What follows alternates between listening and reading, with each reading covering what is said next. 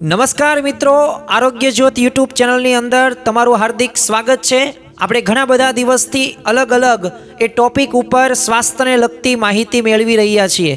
તો આજે આપણે સ્વાસ્થ્ય, સૌંદર્ય અને દીર્ઘાયુનું એક રહસ્ય એટલે કે આમળા, જે પ્રકૃતિનું અમૃત ફળ તરીકે સાબિત થયું છે, તો એ સંપૂર્ણ આ વિડીયોની અંદર આપણે આમળા વિશે કેટલો ફાયદાકારક છે અને કેટલા લાભો છે ને એના વિશે વાત કરવી છે। તો સંપૂર્ણ વિડીયો જોવા વિનંતી। પ્રથમ જ તે આપણને વિટામિન સીનો આ પાવર હાઉસ છે, કારણ કે એક આમળું એ 16 થી 17 સંતરા જેટલું વિટામિન સી આપે છે।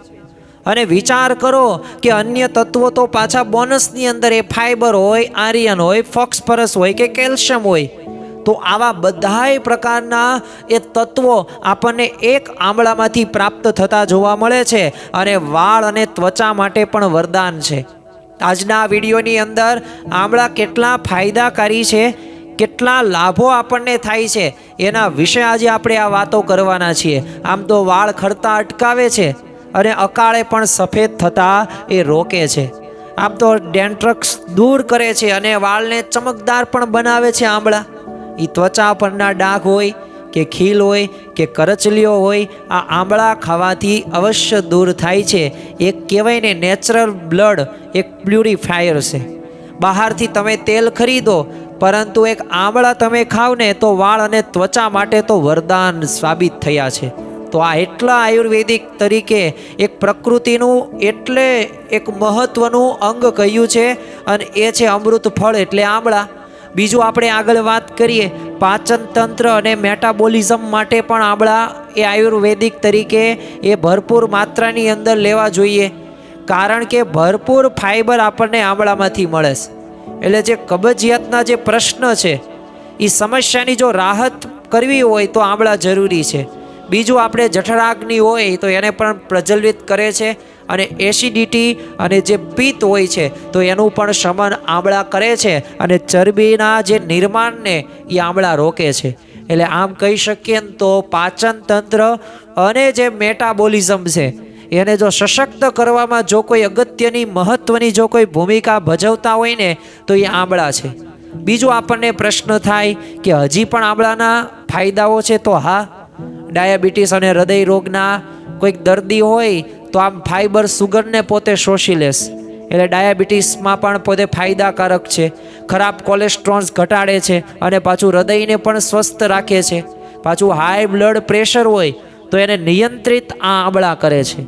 એટલા ફાયદાકારક આ આમળા ગણી શકાય। આંખ હોય, મગજ હોય કે મહિલા સ્વાસ્થ્ય હોય તો દ્રષ્ટિ સુધારે છે, મોતિયા સામે રક્ષણ આમળા જ આપે છે। યાદશક્તિ વધારવા માટે મગજના કોષોનું રક્ષણ કરે। અરે માસિક સંબંધી કંઈક પ્રશ્નો હોય, સમસ્યા હોય ને તો હોર્મોન્સ જે આમ તો અનિયમિત હોય ને તો એના લીધે એ માસિક સંબંધી સમસ્યાઓ ઘણી બધી થતી જોવા મળે છે, તો એનો બેલેન્સમાં રાખવાનું કામ આ આમળાઓ કરે છે। સાથે સાથે ગંભીર બીમારીઓ સામે રક્ષણ આ આમળાઓ કરે છે, કારણ કે કેન્સર સામે એ લડવાની ક્ષમતા વધારવા માટે કંઈક એવું તો આપણે ખાવું પડશે ને જે શક્તિશાળી એન્ટીઓક્સિડન્ટ્સ હોય, તો એ આમળા બેસ્ટમાં બેસ્ટ છે। કિમોથેરાપી હોય, રેડિયેશન હોય, એની બધી આડઅસરો હોય, તો આ બધાને ઘટાડવા માટે આમળા જરૂરી છે। અને રોગ પ્રતિકારક શક્તિ તરીકે એક ઇમ્યુનિટી તમારે બૂસ્ટ કરવી છે। 2019ની અંદર COVID-19 આવ્યો તો જેની રોગ પ્રતિકારક શક્તિ, ઇમ્યુનિટી સારી નહોતી તો એને COVID-19 હતો તો એને લાગુ પડ્યો, અને અમુક પોતે એવા દર્દીઓના સહવાસની અંદર રહી એની સેવા કરી તોય એને ન થયું કાંઈ, તો એની ઇમ્યુનિટી સારી હતી। એટલે 2019 પછી એ જે ઇમ્યુનિટીના જે પ્રશ્નો છે બૂસ્ટ કરવા, તો એના માટે આમળા જરૂરી છે। એક સાવધાન રહેવું જરૂરી છે, કારણ કે આપણે જ્યુસ કરીએ છીએ પણ જ્યુસ નહીં, પેસ્ટ પસંદ કરવાની, કારણ કે તમે જ્યુસ ત્યાં જ્યારે કાઢો છો ને ત્યારે એમાં જે જરૂરી ફાઈબરો ને એ બધા નીકળી જાય છે, એટલે ફાઈબર વગરનું જ્યુસ એ સુગર લેવલ વધારી દેશે। એટલે આખા આમળા અથવા તમે પેસ્ટ ખાઓ તો જ એનાથી સંપૂર્ણ ફાયદો થાય છે, પછી જ્યુસમાં એ ફાયદો થાય છે, પણ જે રીતે એ આમળાનો જે લાભ થવાનો હોય ને એ થતો નથી। એટલે આ એક સાવધાની ખાસ રાખવી જરૂરી છે। અને આમળા અને મધ એક રામબાણ ઇલાજ તરીકે પણ કહ્યું છે, કારણ કે શ્રેષ્ઠ સંયોજન હોય એ આંબળાની પેસ્ટ તમે લો, સામે મધ હોય, કારણ કે મધ પોતે યોગવાહીશ, એટલે આંબળાના ગુણોને શરીરમાં દરેક અંગ સુધી પહોંચાડે છે. અને શરદી થતી હોય, ઉધરસ હોય કે કફ હોય, તો એના અક્ષીર ઉપયોગ તરીકે આપણે આંબળાને લઈ શકીએ. એટલે આમ રામબાણ ઇલાજ તરીકે આંબળા અને મધનું જે શ્રેષ્ઠ સંયોજન ગણી શકાય, તો એમાં પણ વધુમાં વધુ ફાયદાઓ થાય છે. બીજું એક આપણને એવો પણ પ્રશ્ન થતો હશે કે અમારે દેશી આંબળા ખાવા કે પછી હાઇબ્રિડ આંબળા ખાવા? જો હાઇબ્રિડ એટલે શું? મોટા આંબળા કે જેમાં પાણી વધારે હોય. પણ એક વાત યાદ રાખવી, એમાં જે ઔષધીય ગુણો છે જે શરૂઆતમાં આપણે વાત કરી એ ઓછા જોવા મળે છે. અને દેશી જે નાના આંબળા હોય છે એ કદમાં ભલે નાના હોય પણ સ્વાદમાં તુરા પણ હોય છે અને ગુણોનો એક ભંડાર પણ હોય છે. એટલે હંમેશા જો દેશી આંબળા મળતા હોય તો દેશી આંબળા જ ખાવા જોઈએ ને એનો જ આગ્રહ રાખવો જોઈએ. પછી હાઇબ્રિડ મળે તો હાઇબ્રિડ પણ ખાઈ લેવા, એમાં પણ ઔષધીય ગુણો તો જોવા મળશે જ તે, પણ જે દેશી આંબળાની અંદર છે એ હાઇબ્રિડ આંબળાની અંદર જોવા મળતા નથી. આગળ આપણે વાત કરીએ તો પછી આનું આપણે સેવન ક્યારે કરવું?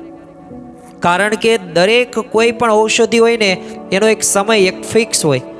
એ શ્રેષ્ઠ સમય પણ નક્કી કરવામાં આવ્યો હોય. તો શ્રેષ્ઠ સમય કયો છે? તો સવાર ખાલી પેટે એ બેસ્ટમાં બેસ્ટ ગણી શકાય, એટલે શ્રેષ્ઠમાં શ્રેષ્ઠ સમય. એક વાત યાદ રાખવી કે આંબળા લીધા પછી 1 કલાક સુધી કંઈ પણ ખાવાનું નહીં, નાસ્તો પણ કરવાનો નહીં, અને રાત્રે પણ આંબળા ખાવાનું આપણે ટાળવું જોઈએ. જેને ઠંડી તાસીર હોય ને તેને, કારણ કે એનાથી ઘણા બધા પાછા એના એક સ્વાભાવિક રીતે એક આડઅસરો થશે. એટલે આ પણ એક ધ્યાનમાં રાખવી જરૂરી છે. અને એક સાવચેતી છેલ્લે એ પણ રાખવી, કારણ કે કોને નહીં ખાવાના? તો કિડની સ્ટોન એટલે કે પથરીના જે દર્દીઓ હોય ને, તો એ ઓક્સાલેટ હોવાથી આંબળા એને ખાવા ન જોઈએ. પછી જેમની સર્જરી થવાની હોય એ તો રક્તસ્રાવનું ત્યાં જોખમ રહે, એટલે ત્યાં આંબળા આપણે ખવાય નહીં. અને જેને લો બ્લડ સુગર ધરાવતા લોકો હોય તો એને ત્યાં આંબળા ખવાય નહીં. અને કોઈકને એલર્જી હોય કે પેશાબમાં બળતરા થતી હોય તો એને તે પ્રેમથી આંબળાને ટાટા બાય બાય કહી દેવાય, એટલે કે ખવાય નહીં. એટલે આ બધુંય પણ આપણે પાછું ધ્યાનમાં રાખવાનું છે. જો દરેકના ગુણ હોય ને એમ આડઅસર પણ હોય જ છે. એક સિક્કાની 2 બાજુ છે, એક બાજુ છાપ પડે તો એક બાજુ કાટ પડે. એમ દરેક ઔષધિ હોય તો એના સારા સકારાત્મક પાસા હોય, નકારાત્મક પાસા પણ હોય છે. પણ આપણે સકારાત્મકતા સામે જોવું જોઈએ, નકારાત્મકતા સામે જોવું જોઈએ, જેથી કંઈ ભૂલ થાય નહીં. એટલે આજના આ વિડીયોની અંદર, ટોપિકની અંદર એક સ્વસ્થ જીવન માટે આપણે આ 5 નિયમો યાદ રાખવા કે દેશી આંબળા પ્રથમ પસંદ કરવાના છે, જ્યુસ બનાવવાનું નથી, પેસ્ટ બનાવવાની છે. પછી જો એનું મિશ્રણ સારું કરવું હોય તો મધ સાથે મિક્સ કરો, સવારે ખાલી પેટે સેવન કરો. અને શિયાળામાં જો નિયમિત આપણે ઉપયોગ કરીએ, અત્યારે ઉનાળો શરૂ થઈ ગયો તો આપણે ઉનાળામાં પણ જો સ્ટોર કર્યા હોય તો આપણે ખાઈ શકીએ, તો સારી રીતે આપણું જીવન એ આગળ વધે. અને સ્વાસ્થ્યની એ જ સાચી સંપત્તિ છે.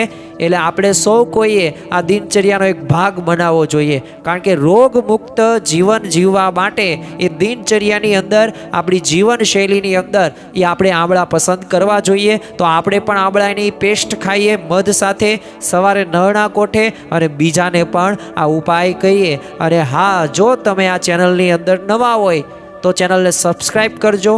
લાઈક કરવાનું બાકી રહી ગયું હોય તો લાઈક કરજો. અને અન્ય હેલ્થને લગતા વિડીયો પણ તમને આ ચેનલની અંદર મળશે.